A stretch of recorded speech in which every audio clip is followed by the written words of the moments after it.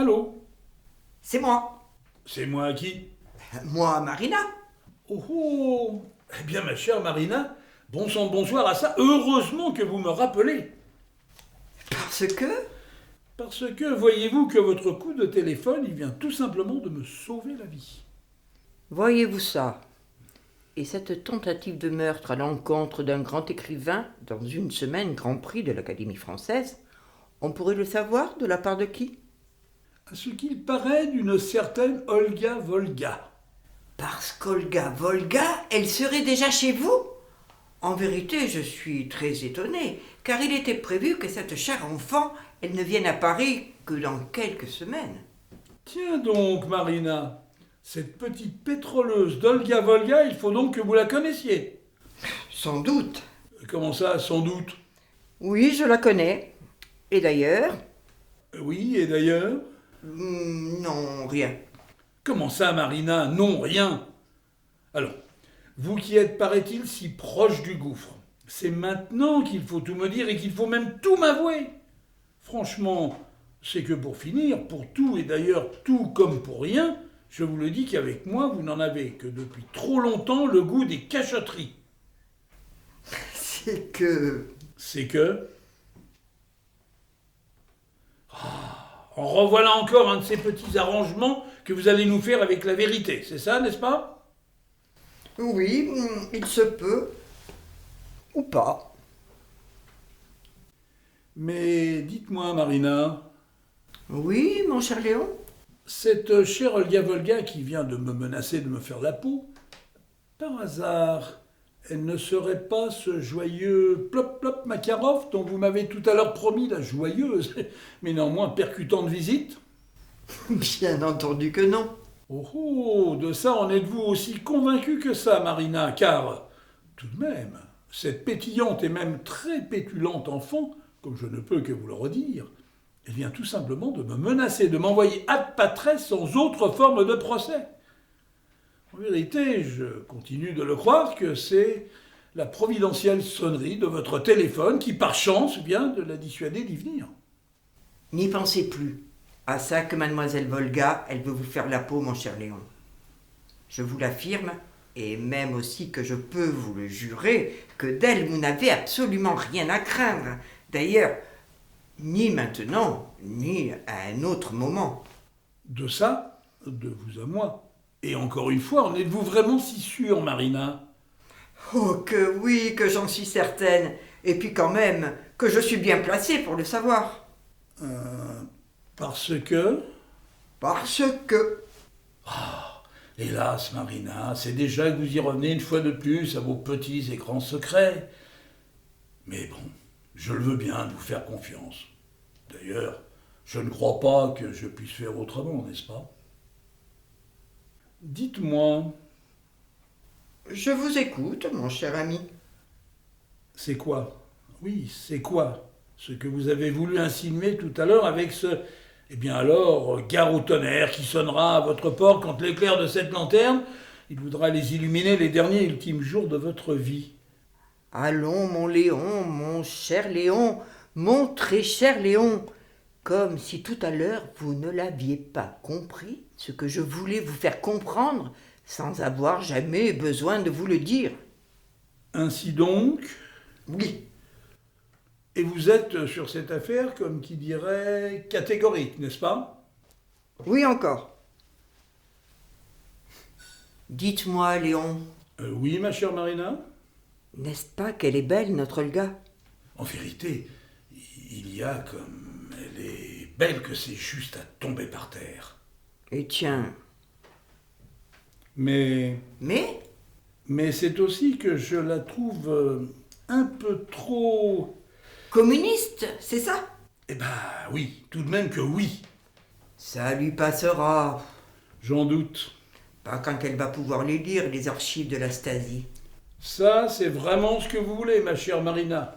Qu'Olga, elle ouvre ce qui pourrait bien être rien de moins que la boîte de Pandore? Oui, c'est exactement ce que je veux. Néanmoins, faut-il vraiment en prendre le risque? Parce que... Parce qu'Olga, elle va finir par découvrir la vraie vérité, c'est-à-dire qui elle était vraiment sa mère, Et que donc aussi elle a tout fait pour le faire tomber, ce satané mur de Berlin. Oh, moi, il y a que je ne le redoute pas plus que ça. Et puis, de toutes les manières, cela serait peine perdue de lui cacher plus longtemps la vérité, maintenant qu'elle pourra les consulter comme elle l'entend, ces fameuses archives de la Stasi. Cependant, et tout de même, ma chère Marina, c'est bien à l'Ouest que vous nous en avez envoyé pendant des dizaines d'années des informations qui toutes, et sans aucune exception, relevaient de la plus haute trahison envers la patrie du communisme. Et comme en plus je vous ai connu rien de moins que mon officier traitant, notre Olga, elle va finir par en douter à l'infini que vous ayez pu, et que vous puissiez encore, être tout comme une ardente communiste. Et de ça, elle aura, et elle aurait définitivement tort d'en douter. Car vous continuez de l'être, une communiste, après tout ce qu'ils vous ont fait subir, ces empaffés de staliniens? Oui, oui, et plus que jamais. Franchement, voilà qui me laisse sans voix. Et pourtant, il en est bien ainsi. Eh bien, les chiens ne font pas des chats, en effet. C'est tout ce que je peux vous dire, ma chère Marina, quand elle, notre petite Olga, elle nous joue continuellement les toutes petites, mais quand même très farouches bolcheviks. Dites-moi, Léon, Oui, Marina? vous prendrez soin d'Olga, n'est-ce pas? Ma foi, si la camarade Volga, elle condescend de ne pas me buter avant ce soir, pourquoi pas? Franchement, vous n'allez pas recommencer avec ça, mon cher Léon. Qu'Olga, elle voudrait vous faire la peau. Il faudrait définitivement vous sortir ça de la tête. Ce qui va être un peu difficile, ma chère Marina, quand moi, tout à l'heure, et comme je vous l'ai déjà dit, je ne l'ai pas eu la vue d'assez basse pour ne pas la voir sortir de son sac à main, notre chère Olga, sa très méchante escopette de petit plop-plop Makarov. Ah, vous auriez vu ces deux yeux, ma chère amie, à cette trop jolie diablesse que je vous le dis que c'était pour le moins ceux d'une prochaine meurtrière. Léon, d'en être venu à penser ça de votre Olga, qu'elle pourrait vous assassiner, voilà qui est complètement idiot. Et vous le savez tout aussi bien que moi.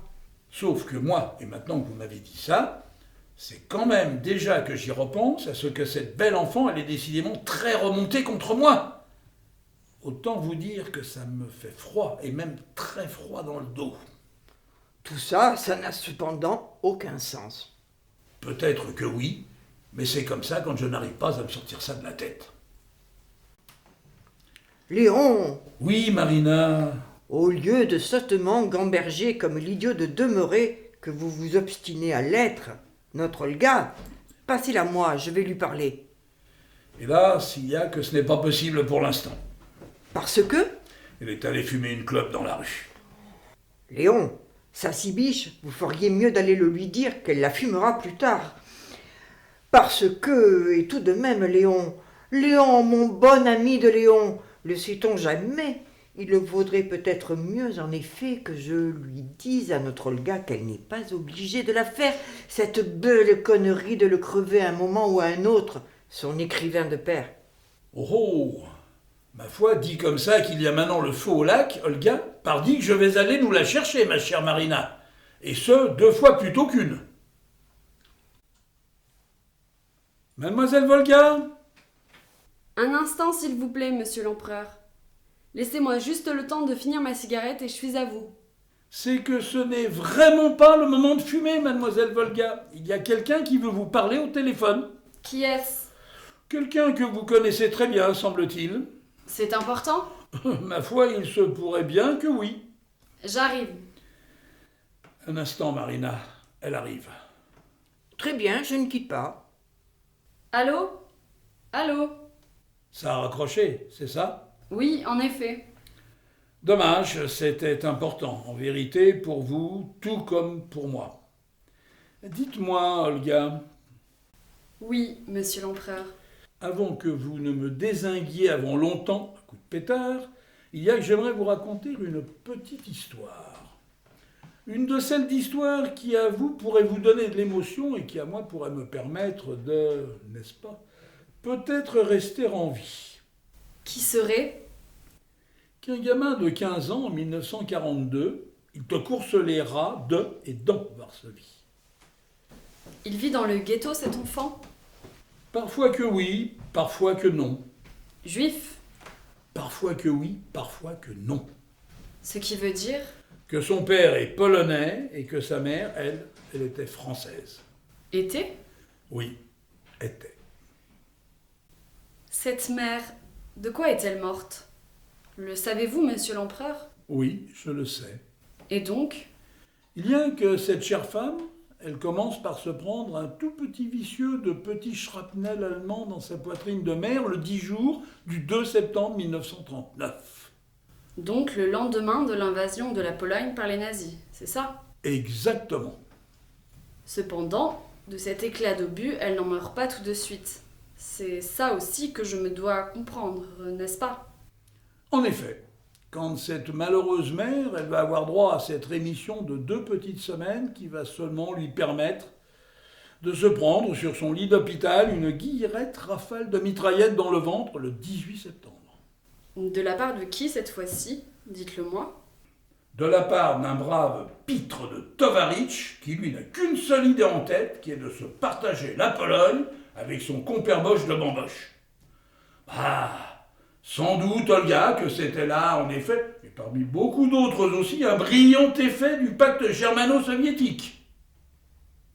En me disant cela, que voulez-vous donc insinuer d'inévitablement désagréable, monsieur l'empereur? Dame, ce que vous avez très bien compris, ma chère amie, que l'armée rouge, en septembre 1939, elle ne venait pas vraiment au secours de la Pologne, mais bien plutôt pour s'engouinfrer au passage, et vite fait bien fait, un bon gros morceau. Oui, Olga, Adolphe et Staline, en ces temps-là, tu parles que c'était kiff-kiff bourricot, le même combat. Allons. De tout ça, de toute cette nécessaire péripétie d'invasion de la Pologne par l'armée rouge, c'est seulement au passé qu'il faut en parler, monsieur l'empereur. Et puis, vous le savez tout aussi bien que moi que ce n'était là que le premier chapitre de la Grande Guerre patriotique. Sans doute, oui, sans doute, que l'on peut ici en effet parler du premier épisode de la Grande Guerre patriotique. Mais c'était là aussi un avertissement sans frais de la part de l'armée rouge, quand cette dernière, elle aura gardé l'arme à la bretelle lors du soulèvement de Varsovie d'août 1944. Et tiens, ma chère Olga, c'est bien de l'autre côté de la Vistule qu'eux, ils vont nous y rester à ne rien foutre de leurs 10 doigts, les camarades soviétiques. Tandis que ce père polonais, dont je vous parlais à l'instant, il va faire, lui, le coup de feu contre les bouffeurs de kartoffeln, et ce jusqu'à sa dernière cartouche. Tout de même, ne me dites pas, Olga Volga, que vous n'êtes pas au courant de tout ça, de tout ce scandaleux scandale d'armée rouge d'armes aux pieds. Monsieur l'empereur, Oui, mademoiselle Volga? ce père, Quoi, ce père? il vous concerne, n'est-ce pas? Qui sait? En tout cas, et pour en revenir à mon histoire de ghetto, c'est qu'on crève la faim, rue Prosna. Pour s'en convaincre, il n'y a qu'à le voir, ce sac d'os d'enfant qui tend la main encore et encore, pour rien. Il n'y a qu'à les voir, tous ces cadavres qui jonchent les rues, tout comme des brindilles. En vérité, ils sont si frêles, ces cadavres, que c'est à croire que le vent, il pourrait les soulever, les emporter et les disperser aux 4 coins de Varsovie, à l'égal d'un nuage de feuilles mortes. Hélas, Olga, dans le ghetto, pardi qu'il n'y a plus que les morts pour ne plus se plaindre de la faim. C'est aussi que pendant des heures, et peut-être même pendant toute une nuit, il y a ce train qui, lui, monsieur l'empereur, hoquette et trace sa route sans retour parmi les arbres de la taïga. Depuis la fenêtre du train, on les voit ces flocons qui tourbillonnent par-dessus cet isba, qui laisse échapper une toute petite, mais si douce et si tendre fumée grise. Je vous le dis, monsieur l'empereur, que cette petite maison, pour tous les enfants du monde, elle ne peut être que la maison de tous les bonheurs. Pardi que oui, et que je le pense aussi, quand dans cet égout rampe un enfant, et que cet enfant, c'était moi. Dans ce wagon de ce train dont je viens de vous parler, il y a qu'une jeune femme, elle s'est assoupie. C'était ma mère. Voilà que je tire derrière moi un sac de pommes de terre. Voyez-vous qu'il pourrait, Olga, nous nourrir toute une ville entière. Sans doute qu'il fait un froid de gueux dehors et dedans, et que cette frêle couverture dont ma malheureuse mère elle a enfin pu s'emmitoufler, elle, n'est plus qu'un océan de punaises et de frissons. Un jour, mon père, parmi les pommes de terre, il leur a caché des grenades. Un enfant, qui hélas est un orphelin de quelques jours, lui, il s'est assis par mégarde sur la boîte du violon de ma mère. Ma mère, à entendre le petit craque que cela a fait, aussitôt elle se réveille et elle te le gronde, cet enfant. Et puis, un autre jour, mon père, c'est un fusil, et puis 2, et puis 4, qu'il a enfouis dans le sac à patates. Et puis, ma tendre mère, elle est si triste de te l'avoir grondé, cet enfant, qu'elle te le prend dans la main, son violon. Tout ça, les armes, que les Polonais, ils te l'ont piqué au fridolin quand ils avaient la tête en l'air ou qu'on te les égorgeait en catimini, et les uns après les autres, sous le porche d'un immeuble de notre alors si chère et si dolente Varsovie. Une jolie mélodie qu'alors, elle joue, ma mère. Une de celles de Mozart qu'elle adore depuis au moins qu'elle est enfant. Quand même de petits cris que lui y pousse, le soldat allemand qui n'a pas ses 20 ans. Seigneur Dieu, quand je vous raconte toutes ces horreurs, mes chers amis, avec leurs semblables, que les hommes, ils savent toujours être, n'est-ce pas, infiniment plus mauvais que bons. Et puis, les jours passent. Arrive le petit matin. C'est un coup de fusil qu'on tire tout à coup depuis ce toit. Il n'y a plus d'arbre qui puisse arrêter les folles flâneries du vent, et ce convoi qui emporte ma mère, il s'enfonce dans cette toundra qui est aussi cet angoissant désert de neige, et aussi cet inquiétant royaume des loups. Le lieutenant allemand s'effondre. L'enfant de tout à l'heure, il a soif. Le gars, une balle en plein front qu'il s'est pris. Tant pis pour lui, pour ce pauvre con dont je vous parle, parce que c'est quand même que ça, la guerre, que de s'en prendre des balles dans le ciboulot. Et d'ailleurs aussi un peu partout ailleurs. Mais hélas, le bouteillon d'eau potable, il a complètement gelé. En vérité, c'est tout comme la tinette. Vengeance! Quelle gueule, la trompe! Mon petit, allume le réchaud qu'elle lui murmure au petit Boris, ma mère. Je vais nous faire du thé, qu'elle ajoute. Ça ne traîne pas. Mais oui, Boris, il ne lambine pas. Une hideuse compagnie de surhommes entre dans la rue Prozna. Que tous y rigolent comme des bossus, les gars. Quand même, tous ces rires, allez savoir pourquoi, quand tous ils risquent leur vie.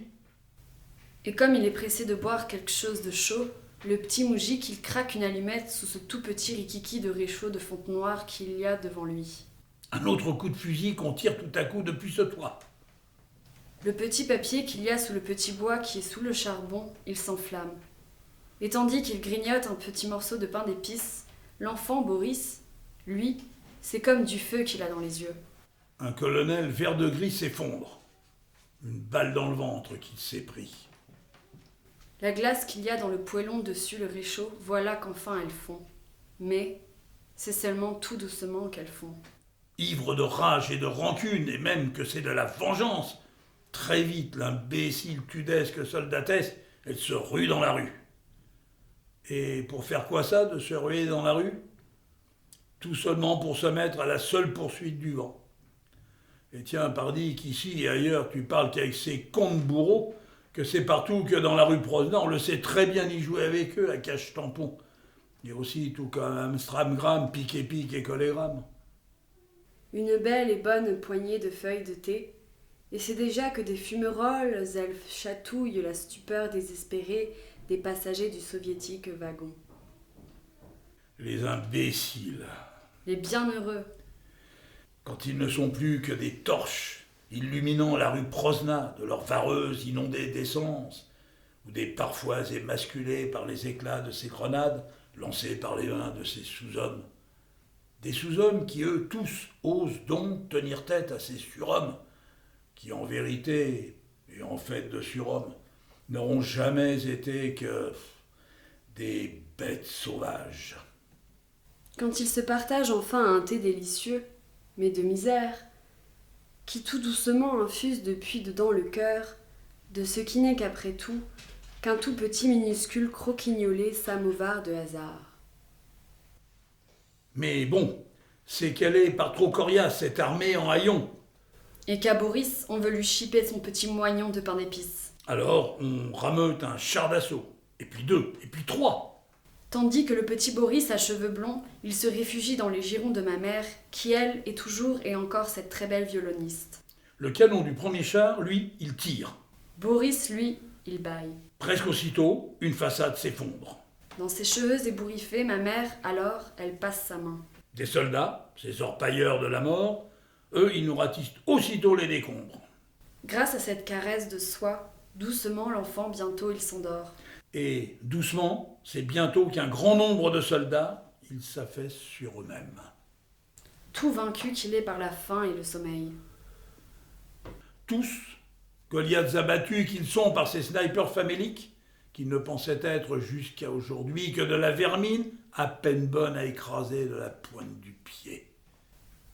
Voilà l'histoire de ma mère. Tout comme voilà toute l'histoire, la grande histoire du ghetto. Et celle d'histoire de votre père, comment finit-elle? Il s'échappe, Tant mieux. Que devient-il? il se cache à la campagne. Avec vous? Oui, Pourquoi faire? le coup de feu. Encore? Oui, encore. Tous les deux, c'est donc que vous avez rejoint les partisans? Oui, Une vie de héros, n'est-ce pas? pour mon père, en effet. Parce que pour vous... Je scie du bois de chauffage à longueur de journée dans les frimas des forêts. Seigneur Dieu, et en vérité, quel ennui que c'est bientôt. Votre père, il ne veut plus que vous risquiez votre vie? C'est bien ce que je me dois de comprendre. Exactement. Pour un enfant de 12 ans, tout de même, à ce que je sais, toutes ces précautions d'un père, c'était bien entendu raison gardée. Mais enfin, Mes enfants, mon père, je ne l'ai pas toujours écouté. parce que...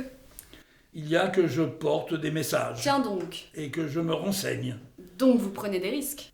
Surtout quand je mets des morceaux de sucre dans le réservoir de cette voiture d'officier allemand dont le chauffeur, lui, il s'est arrêté dans notre village afin de le demander son chemin. Une raison à cela? Naturellement que oui, quand la résistance, elle veut le capturer à tout prix, ce colonel. Donc la voiture de ce militaire, elle tombe bientôt en panne. Oui, elle va tomber en panne dans cette forêt de bouleaux qu'il y a là-bas, disons, à comme environ une petite demi-verste d'ici. C'est alors une embuscade. Oui, une embuscade. Et puis, ta, et c'est fini. Pas du tout. Enfin, pas tout de suite. Ah ça, en voilà bien une drôle d'idée de le laisser un peu en vie, cet ennemi du genre humain. Pas du tout. Quand il faut impérativement mettre la main sur cette sacoche, que son ordonnance à cet officier, elle tient à la main gauche. Et pourquoi pas de la main droite? Parce qu'il ne l'a plus. Une blessure de guerre? Sans aucun doute. Dans cette sacoche, il y a des secrets. Beaucoup de secrets, n'est-ce pas? En tout cas, c'est tous, nous, les gars de la résistance, qui l'espérions. C'est donc que la serviette, elle était vide. Pas exactement. Ce qui veut dire... Une lettre d'amour, des billets de banque, des photographies, une médaille. Ce ne sont là que les souvenirs des temps heureux. Alors, pourquoi me la racontez-vous, cette histoire de sacoche, monsieur l'empereur? Parce que... Parce qu'il y avait, parmi toutes ces photographies, des clichés qui feraient, hélas, un jour, plusieurs fois le tour du monde. C'est ici que vous ne me direz pas un mot de plus, monsieur l'empereur. Parce que, moi, je le sais très bien ce que vous allez me raconter. En effet, qu'à cet instant, Olga, nuit et brouillard, que je n'ai rien à vous raconter de très beau. Et puis voilà, n'est-ce pas, que nos camarades russes, ils arrivent enfin. Ma chère Olga, d'une curieuse manière, cependant. Parce que... Oui, parce que... Et comme je vous l'ai déjà dit, pas un seul instant ils ne viendront à notre secours, alors que pour la seconde fois, Varsovie se soulève. Que fait votre père? Il reprend les armes. Ce qui est tout à son honneur. En effet, Ce sont alors des jours de combat héroïques, n'est-ce pas? ce qui n'empêche pas que les Allemands ils nous écrasent en 3 coups de cuillère à peau. Et que les Russes, comme je tiens à vous le redire encore et encore, eux, ils laissent faire. Mais enfin, peut-être qu'ils n'avaient pas alors d'autre choix, les camarades. Ah ça, naïf enfant que vous êtes. Pourquoi dites-vous cela, monsieur l'empereur? Je dis cela parce que mon père et moi, sitôt libérés que nous le sommes, nous voilà internés pour de trop longs mois dans un camp de prisonniers par vos chers amis bolcheviks. C'est insensé. Vous tous n'étiez plus alors que des héros. Et pourtant, c'est exactement tout comme ça que ça s'est passé. Et après, qu'allez-vous devenir? La France enfin, Olga Volga. C'est là que vous vous installez à Paris, vous et votre père. Et comment le savez-vous? Je le sais, voilà tout. Oh oh, comme je le devine qu'il y en a d'autres des secrets dans cette jolie tête, n'est-ce pas? Sait-on jamais? Et elle, votre mère, que va-t-elle devenir? Colima, Sibérie. Et ça, vous le savez tout aussi bien que moi. Pour longtemps? Pour quelques mois. Pour quelques mois seulement? Oui, pour quelques mois seulement. Une raison à cet incroyable miracle? Une raison à cet incroyable miracle, dites-vous, monsieur l'empereur? Eh bien, quand on parle de raison à ce prodigieux prodige, il se le pourrait bien qu'elle la soit, cette raison, pour le moins devant vous. Ah ça, quand vous me dites ça, Olga Volga, dites-le-moi ce que je me dois de comprendre. Ce que vous avez compris. Enfin, ce que votre cœur a sans doute déjà compris avant que votre intelligence, pour finir, elle n'y vienne enfin.